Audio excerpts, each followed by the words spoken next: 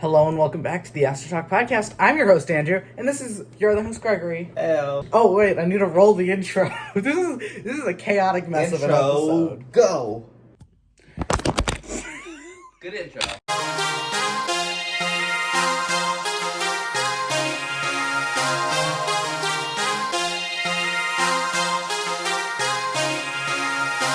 Today we're looking at the crossover event of 2015. The self-proclaimed crossover event of 2015. Star Trek / Green Lantern, The Spectrum War by Mike Johnson and Angel Hernandez. Hernandez? Hernandez. Whatever. Hernandez. Oh, I have to do a voice, Gregory. Oh, okay. Run, little man. It's my Scared. Necron voice. Very scared. Run, little man. Ganthet is running on the planet Mogo. 6 rings are following him. Ganthet then channels the ring's powers, and a burst of light comes out of him. Then we get introduced to the Enterprise. Space. The final frontier. These are the voyages of the Starship Enterprise. A 5-year mission to explore strange new worlds, to seek out new life and new civilization, to boldly go where no man has gone before. They come across a dead planet. So like any logical person, Kirk sends himself and the first mate down to the planet. Spock? Yes. You know, Just like any normal ship captain would, right? Yeah, Let's yeah. just if this planet blows up or anything, They should've the sent crew will figure it out. They should have sent the red shirts. They don't matter. Well, no, this is the reboot version. Yeah, no, but they still have red shirts. Yeah, but they don't die as much. Yeah, that's 'cause there's only 3 movies. The other one had like seasons and seasons of shows. Anyway, moving on. Is that Aurora? Not Aurora. Uhuru. It's been a while. Uhura? Uhura. And some random person also go with them. They find Ganthet in the 6 rings, and they bring them on board. Scotty immediately starts running tests on the rings, including bathing them in a tachyon field. And if you know anything about sci-fi or superheroes, tachyons do everything. Tachyons are like the super speed stuff that the Flash wears, right?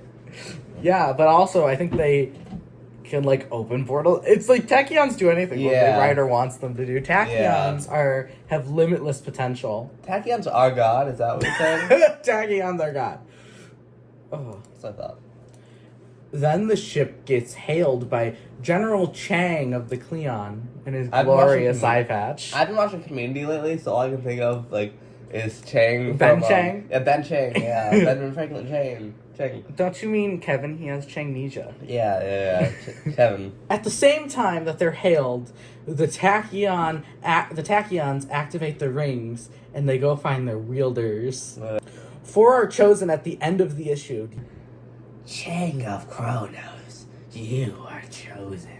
Pavel Chekhov of Earth, you are chosen. Nato Uhuru of Earth, you are chosen. Leonard McCoy of Earth, you are chosen. You don't say. And then on the final page, we see Hal Jordan flying outside of the Enterprise. Hal Jordan is me. No. Remember? I am him. We're doing a lot more Green Lantern than I thought we would do on this channel. In brightest day, in blackest night, no evil shall escape my sight. Let those who worship evil's might beware my power, Green Lantern's light. That was very loud, sorry. I know, I could be as loud as I want now. I'm utilizing it, Andrew. The second issue starts with an ancient Klingon proverb, fear is power. The side I gave her.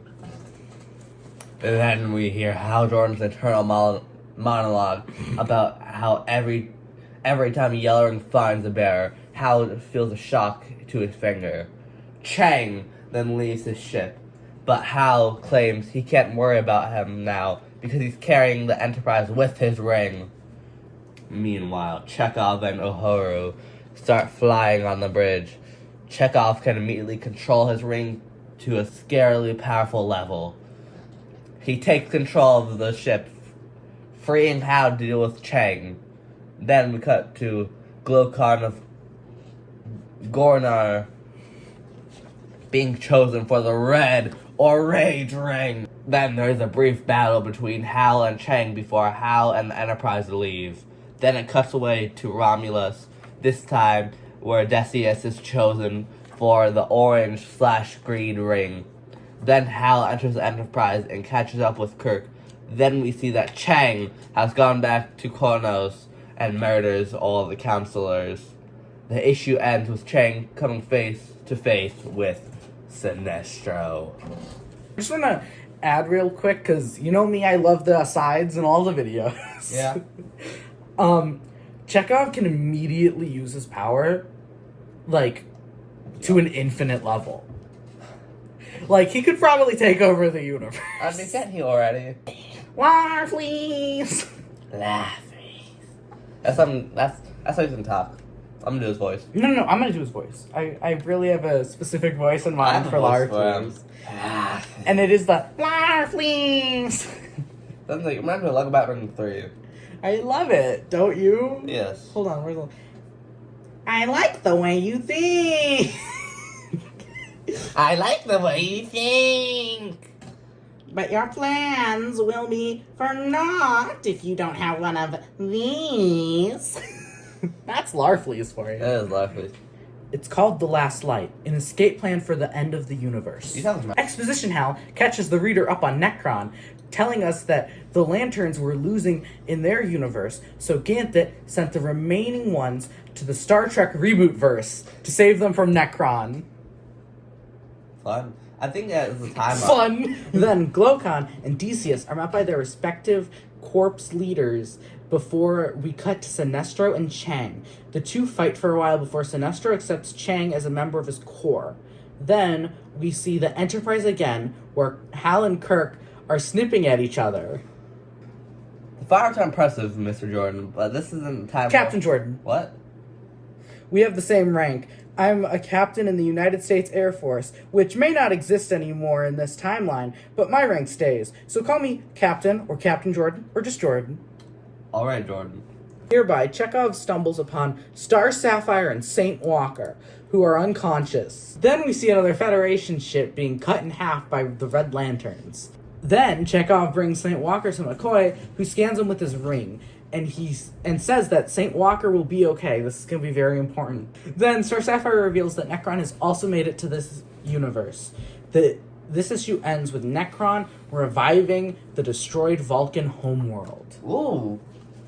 The beginning of this issue doesn't really forward the plot, but besides telling us that the power batteries are destroyed and telling us where Kyle Rayner is, get ready for it, he's dead! The first important thing we learn is that Scotty is working on schematics for his own version of the Lantern Rings. Then, the crew picks up an SOS from Commander Kane at Starbase 12. So the crew heads back to the Starbase to find the Red Lanterns destroying it. Then Sinestro shows up to fight Atrocitus, the leader of the Red Lanterns. Then Hal, Uhura, and Star Sapphire enter the battle, followed by the Enterprise. Sinestro takes hold of the Enterprise and shows the crew their worst fears. A ship and the crew is destroyed thanks to your pride, thanks to your ignorance, thanks to your ineptitude, thanks to your carelessness, thanks to your mistakes, thanks to your logic. Hal enters the ship and sits in the chair and creates a construct of an even bigger Enterprise. The issue ends with Necron reviving the dead Vulcans. Rise. I didn't expect us to be doing so much, like, Green Lantern content on the YouTube channel. I was expecting a lot more, like, X-Men, Captain Britain. No, I didn't expect Captain Britain. But this is, like, Astro, and, like, Astro sounds like space, and, like, Green Lantern. We're gonna do at least 3 videos with Green Lantern in there. We are, yeah. Before we do 3 of Captain Britain, so... Yeah. This issue picks up where the last one ended, in the big battle between the Lanterns. There, Uhura enters the Enterprise, and she brings back the crew from their worst nightmares. Then we learn that somehow, in between issues, Saint Walker has gotten much worse. This is why I told you to keep in mind that he was going to be okay. Yeah. But he's gotten much worse and is going to die. Then the other Green Lanterns show up. John Stewart, Guy Gardner, and Kilowog. The Green Lanterns work together to catch Sinestro before leaving to stop Necron. On their way to the former Vulcan homeworld, Scotty shows off his new prototype ring, Scotty then has Sulu use the ring as his test pilot. The issue ends with the crew arriving at Vulcan for the final fight with Necron and his army of dead Vulcans. Dun dun dun. Ready for the final issue Yes. of the event of 2015? Yes. The sixth and final issue starts with the undead version of Spock's mother trying to tempt him. During the fight, they realize they cannot win without someone who can channel the entire spectrum. Kirk believes that Spock is able to channel the full spectrum. Every ring sent to this universe by Ganthet using the last light is sent to Spock, including the ones that were given to Glokon, Chang, and Decius, who are still in space. Hal realizes that there isn't a green ring they can give Spock, and if they give him one of theirs, one of them will die, because they're in space. Yeah. Hal Jordan has another idea, though. The Green Lanterns use their combined power to recreate the life entity with Spock. Then the crew, back on the Enterprise, watches Vulcan dies again. Dun dun dun. And that's the end of it! What'd you think? That was big. I thought this was a good one. It was good. Yeah, we're gonna get to my final thoughts, but real quick, what was I gonna say? Again, a lot more Green Lantern than I expected on this YouTube channel. And Star Trek has surprisingly good comics. So I'm kind of interested in seeing, because the writers that wrote this crossover were also writing for the Star Trek comic. But if you are a fan of Green Lantern or Star Trek, especially the reboot verse, you will love this crossover. There were several details that I had to skip over in this review, and if you are at all interested, I would highly recommend this mini. All of the characters feel fun and in character, and Chekhov could probably take over the whole universe. Probably. So if you're a big Chekhov fan, that's something that you can check off your list. Oh! This crossover was so popular and well received that it garnered a sequel. And you better believe we're going to cover it. One of my favorite parts of this comic was the interactions between Kirk and Hal. It feels natural and fun to read. It sets them up for growing together as they learn to accept and not belittle each other. I really want to reiterate that this was Spocktacular. Spocktacular, Spider-Man, Spocktacular, Spider-Man. Your, pause when you actually got it was funny.